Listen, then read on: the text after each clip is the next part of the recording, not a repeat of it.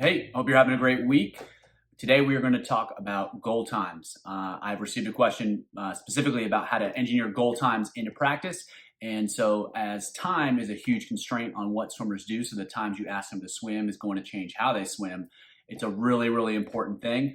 And because time is ultimately what swimmers are judged on, it's a really big thing from a psychological perspective in terms of what swimmers take away from a practice, the confidence they get from it, and we need to make sure that we're building their confidence every day in practice as opposed to asking them to do things that they can't do.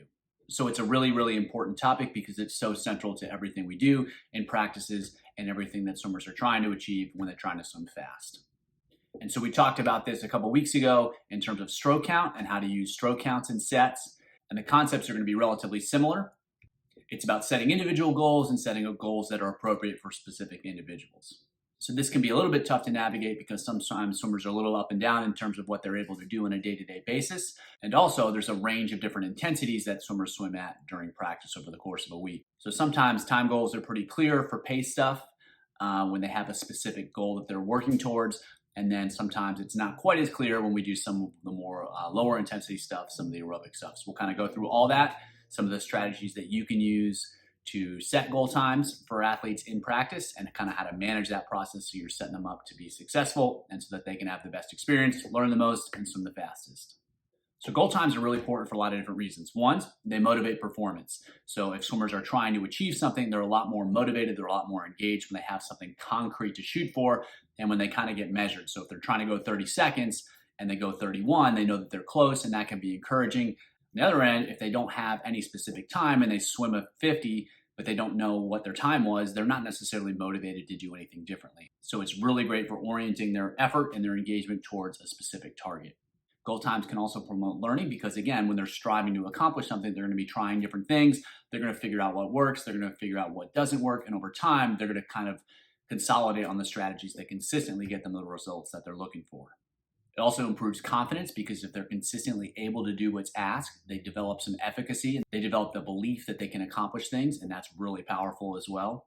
And most of all, goal times can improve performance because, like I mentioned earlier, if they have a concrete target, they're going to do what they have to do to accomplish that. And that's going to improve their performance in the short term because they're going to try harder to accomplish something concrete. And that's also going to improve their performance in the long term because when they're consistently training at a higher level, that's going to add up to faster swimming over time. So before we start with specific strategies, there's one golden rule that you got to remember when you're setting goal times for athletes in practice, and that is make sure that they are successful. So whatever you do, you want to set them up for success. And you do that by asking them to do things that they can actually do. If you ask someone to consistently do things they can't do, they're going to get pretty demotivated. They're going to kind of stop trying and it's all going to fall apart. So you really want to ask swimmers to do things they can do most of the time. And so it's always better to be conservative rather than aggressive because if you set a goal that's maybe a little bit lower than what they could have, you can always just kind of ask for a little bit more or they can choose to exceed that goal. But if you consistently ask for things that they can't accomplish, you're really aggressive with the goal setting, then it's going to be really difficult for them to match that. And that can be pretty frustrating for most athletes. And kind of when they continue to get frustrated, they kind of start to give up. And unfortunately, that's kind of the way things work. So as much as possible, you want them to be successful most of the time. A little bit of failure is okay, and that can even be motivating, but too much can be detrimental. And again, if you're a little bit conservative, it gives them the opportunity to exceed the goal that you've set, and that's going to build their confidence even more than if they simply match it. And we have to be careful with goals because no matter what, if a coach asks a swimmer to accomplish something and they give them a goal, swimmers are going to view it as success or failure, regardless of how we try to frame it after the fact. And so as much as possible, we want to try to avoid failure because when it happens too much, it happens too often, again, it starts to kind of erode their confidence, and that's not what we want to be doing. The challenge is it's a pretty fine line. A challenge they fail is not really a great situation, but also achieving a goal that they can easily accomplish because that doesn't really build their confidence or their belief in themselves either. So we've got to thread that needle between too difficult, not difficult enough. So it needs to be challenging, but they can still be successful most of the time. That's kind of that magic bandwidth that we're looking for. And that's the skill, is doing that consistently and consistently assigning goal times that are challenging for athletes, yet give them a reasonable chance to be successful.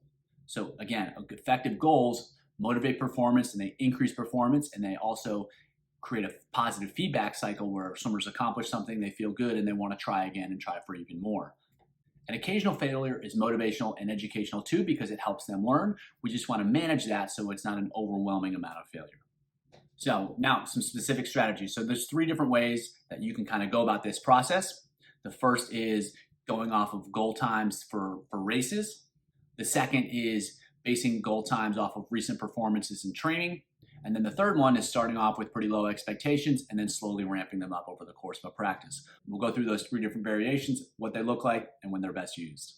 So using race goal times to dictate goal times in practice. And so this is typically going to be any sort of pace work. This is where you'd want to use this strategy.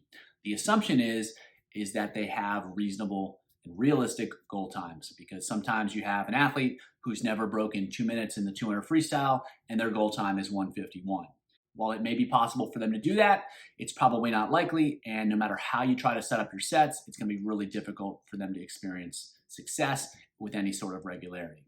So we'll make the assumption that the goals are realistic and possible. So the first thing to do is kind of what we talked about earlier, is show them success. So get them up to speed as soon as you can. And so that can mean short distances, low volumes, longer rest periods. And so early in the season, you're just trying to get them up to speed. You're trying to have them be successful. You're trying to get them to hit the paces, whatever it is. And so if it's 500 pace, 200 pace, 100 pace, 400 AM pace, whatever it is, you're just trying to get them to be successful.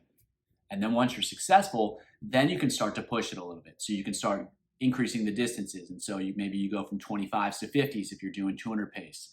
You can start to reduce the rest. So if they were getting 45 seconds rest between repetitions, now you can drop it down to 40, then 35, and then 30. You can start increasing the volume. So if they were doing 300 meters worth of race pace work, you can go up to 600 and then 900 and whatever it is.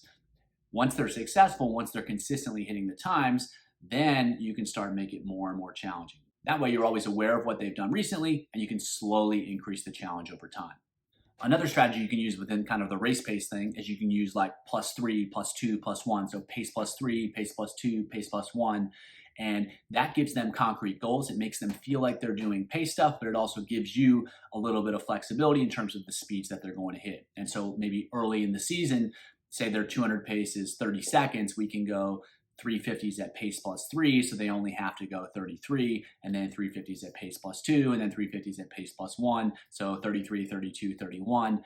And that way, it still feels to them like they're doing pace work, and they can still be successful even if they're not quite ready to go at pace. And so in this situation, you can probably make the repetitions a little bit longer, the rest periods a little bit shorter, and the volumes a little bit higher because you're acting so slower, but you're setting them up for success later. And because you're giving them concrete goals, they can still feel like they're being successful and they're accomplishing the goal of the set. And also, if they're feeling a little bit good because you've asked for pace +2 and maybe they hit pace and they feel really good about that. And that's a great way to manage it too. And so also, if you think that they're going to be a little bit off or you think the set's going to be a little bit more challenging, you can still ask them to go at pace +1 or pace +2. And that way you give yourself a little bit of room so that they can still feel like they're successful and you can still get what you want out of that set. So that's how to manage kind of race pace training. So one way is you start off early by making sure that they can be really successful and you keep the sets easier so that they can hit pace, and then you make the sets more difficult. The other strategy is to start at kind of pace +3, pace +2, whatever, something slower than pace, but you're still giving them a concrete goal that's relevant to their race because it's going to be a certain number of seconds slower, and that way they can still experience success, and then you can just have them swim a little bit faster as you move through the season. So another strategy that I like to use a lot is basing expectations on what's happened recently. So what have they done recently in practice and kind of using that as a benchmark. If they had a set and they looked really, really good and they were really, really successful, you can probably use that as the benchmark for what they can do next time. If last time you did a certain type of set, it was a real challenge, you probably don't want to ask them to go too much faster or swim too much harder or make the set too much more challenging. And so you start to get a feel for what your swimmers are capable of, and then you kind of set the goal times that you're asking for based upon that. And so sets where it's not obvious what their pace would be. So for instance, if you're doing backstroke pull, you might not have a specific pace for that, but you can base it upon what you asked them to do in the past and what they were able to do successfully. And in general, like we talked about earlier, whatever they did recently, maybe you can step it down a touch, and then that gives them a little bit of breathing room so that they can still be successful. And then you can just ask them to swim a little bit faster as they go through the set. Or you can say, hey, this is the minimum. If you're better than that, great. Let's see what you can do. And that way you've given them realistic targets based upon their recent performance. You know that they can do this type of work at this level based upon what they've done recently. And then you've also given them the opportunity to exceed those goals by pushing a little bit faster, pushing a little bit harder if that's what they're up for on the day. And again, that can be really empowering for swimmers to swim faster than coaches expect, because that really gives them a lot of confidence and belief in their ability to swim fast.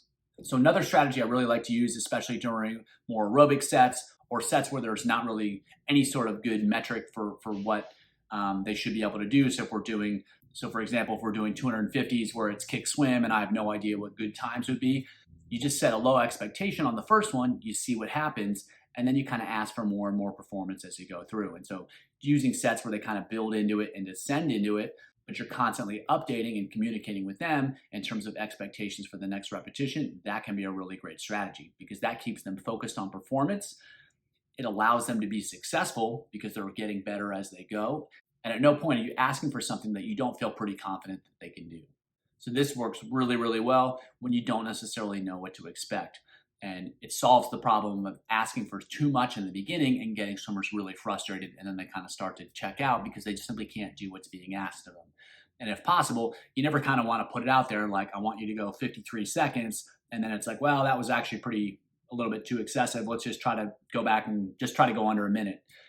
Even if swimmers understand, it still feels like a failure to them, and we want to try to avoid that if possible. And this, like everything, is a coaching skill. And the more you do it, the more effective you're going to be at predicting performances and helping swimmers achieve those performances in practice.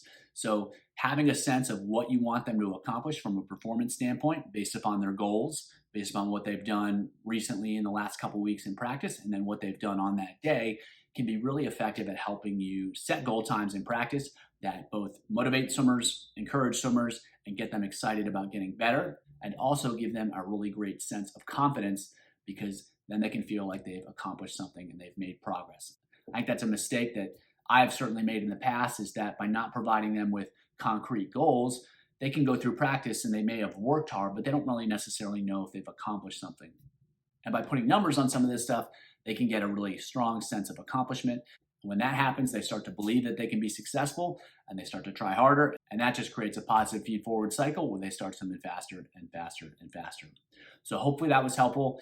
It's all about identifying what you think that they're capable of, maybe stepping it down just a touch so that they can be successful, and then pushing forwards once they meet those standards. Once they're successful, you can ask for just a little bit more.